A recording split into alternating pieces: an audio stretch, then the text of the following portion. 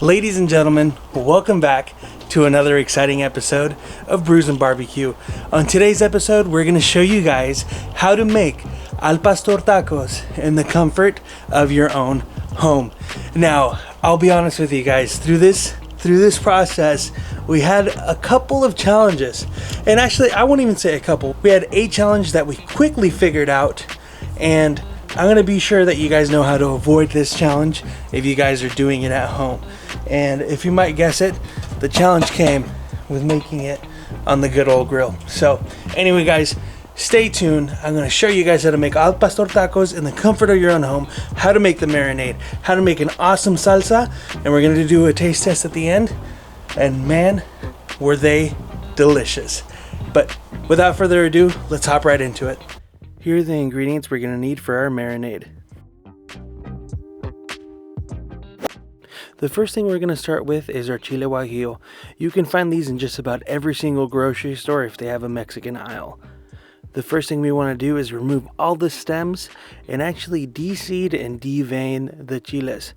The reason being is that I actually don't add for any flavor or even spice at that. And you're going to want to repeat the process for all 4 of your chiles.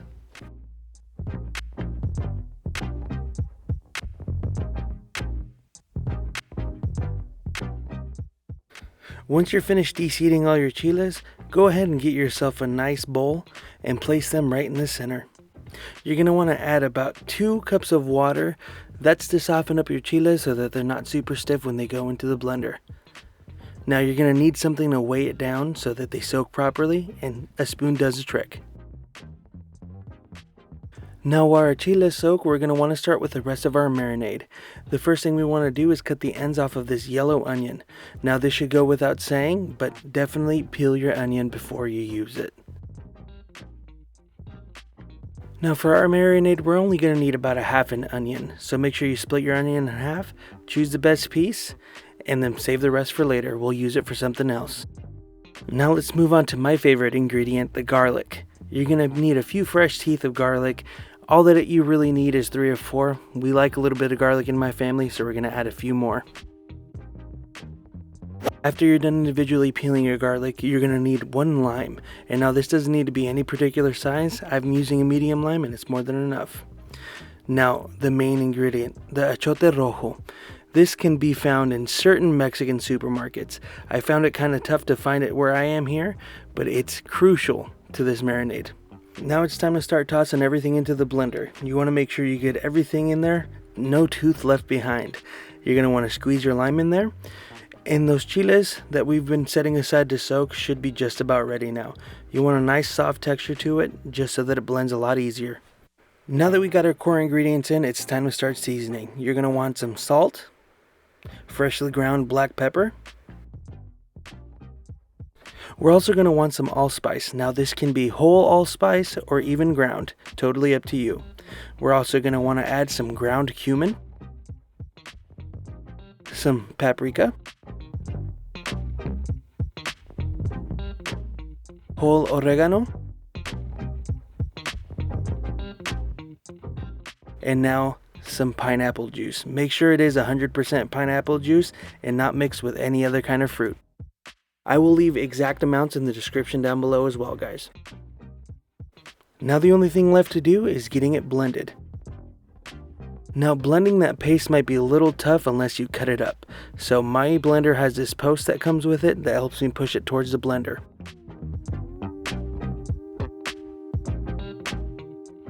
You're going to want to keep blending until you get the right consistency with the sauce. The best way to explain the consistency is kind of like Alfredo sauce. You're going to want to get yourself a nice marinating bowl. You're going to want to get one big enough to hold the sauce and the amount of meat that you're doing. I'm doing about 2 pounds, so this bowl's perfect. Make sure to be generous with your marinade, so try to get in as much as possible. Now it's time to add our pork. I'm actually using pork sirloin chops when traditionally people use pork shoulder. I like the chops because they're a little bit less expensive and you can buy them in smaller quantities. Now when I add my pork, I like to add it individually.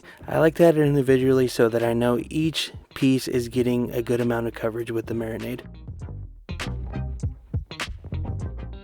What I first did is added the first pound of pork and gave it a nice toss.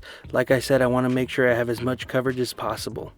I then added my second pound of pork and made sure I get a good amount of coverage on every single piece. Don't be scared to get your hands dirty, guys. It's just pork. But you can also use gloves if needed. The last thing we're going to need that I almost forgot is just a touch of distilled white vinegar. Now all there is left to do is saran wrap the top of it, put it in your refrigerator for 2+ hours, and your marinade is ready to go.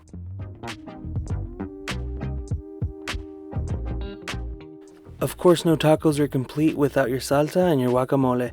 I'm going to give you a combination of both. I'm going to show you guys how to make a quick salsa. The first thing you want to do is roast your tomatillos. Tomatillos are actually just green tomatoes. You're going to want to add half that onion that we saved from earlier and 2 whole jalapenos. You want to make sure to get a nice sear on both sides, so flip them over and let them sear for a little bit longer.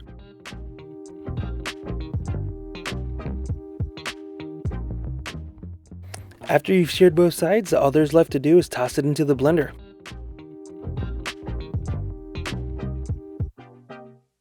Now, of course, we're going to add a little bit more that we couldn't sear, and that's some cilantro. You're going to take about a half a head of cilantro and toss it into your blender. And don't you dare toss that other half, we're going to chop that up for toppings. The last thing we're going to add is 2 whole avocados. These are medium-sized avocados, and these are going to work perfect for the semana salsa.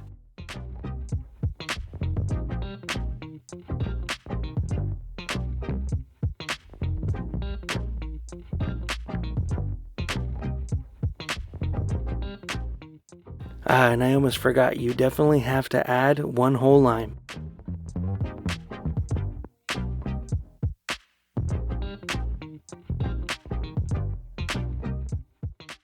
Make sure you season it well with salt and freshly ground black pepper.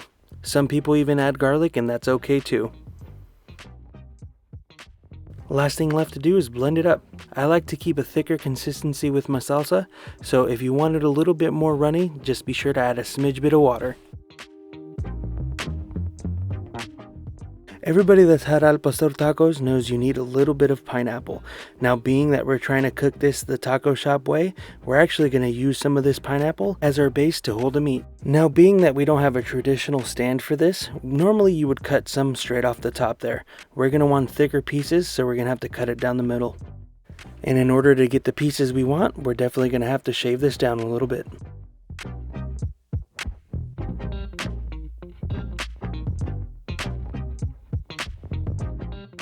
Now that we got it to our desired shape, we're going to want to cut our base pieces. And what I mean by base pieces is the piece of pineapple that's going to be holding the meat with the skewers. You want to cut a couple of thick pieces, and the reason I say that is because we had a little bit of trouble cutting thinner pieces, so definitely cut thicker pieces. Once you have your base pieces established, you're going to want to cut another piece to put over the top of it. Split that in half and you have your top. Now, the next thing you want to do is add your 2 skewers to the center of the pineapple. If you can use more, I definitely recommend it because this marinated meat gets kind of heavy, so the more support you have, the better. I found it a lot easier to fold the pieces of meat in half before placing it on the skewer. Now, don't get me wrong, you can definitely still do it without folding the meat. You're just going to need to do a little bit of extra trimming.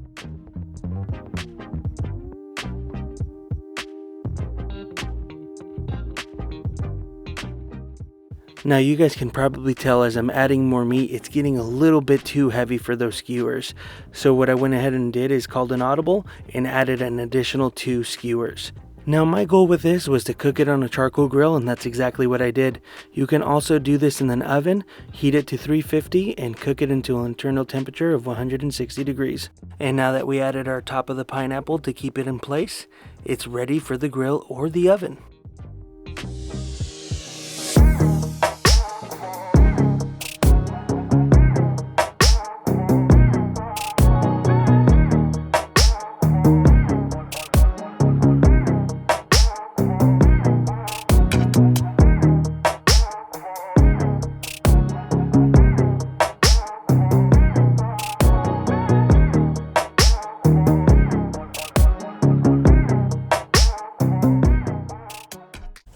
Alright guys, they are just about done.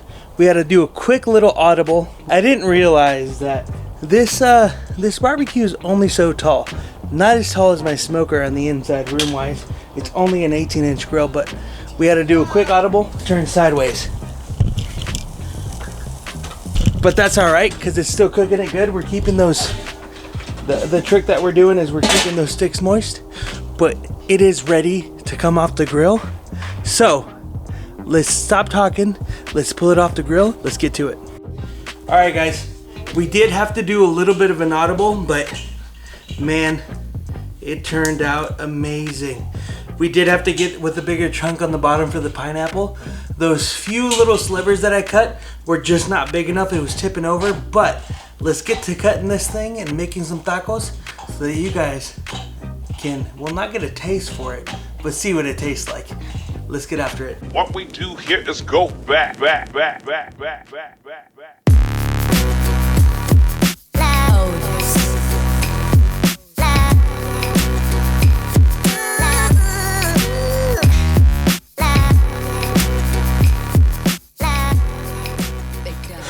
All right, guys, so they are ready to go. I've already prepped 2 tacos just so we can save on time. What I've added is that salsa guac, a little bit of onion, and a little bit of cilantro, and obviously the star of this show. Man, that's still hot. It's got a good crust to it. I'll tell you what, look, oh man, that thing is just falling apart, and hopefully this focuses in on that. But look at that, still steaming, still steaming. Anyway, grab a taco stick. This is my sister Celeste. You guys actually haven't seen her in other videos before. This is her debut to the video. Take a quick bite and tell me what you think.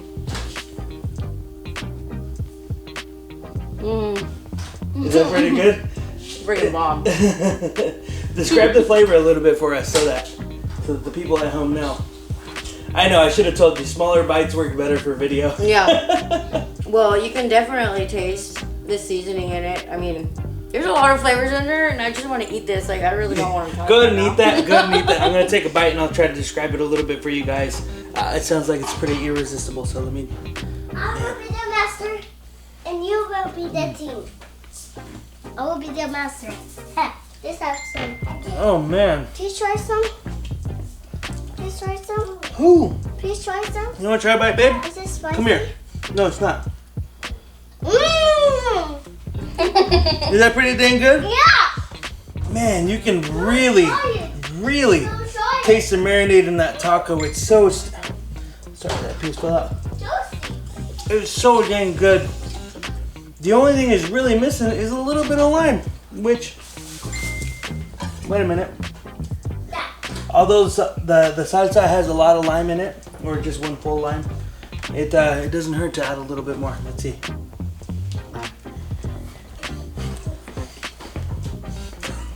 She disappeared on me, but oh man. Oh man, is that delicious. Thank you guys so much for watching. If you're not a subscriber, make sure you smash that subscribe button. If you haven't dropped a like yet, drop a gosh dang like. If you made it this far in the video, drop a gosh dang like. But thank you guys so much for watching. Once again, like, share, and subscribe, and we'll catch you guys on another episode of Brews and Barbecue. I am gonna finish crushing this taco, and we'll see you guys later.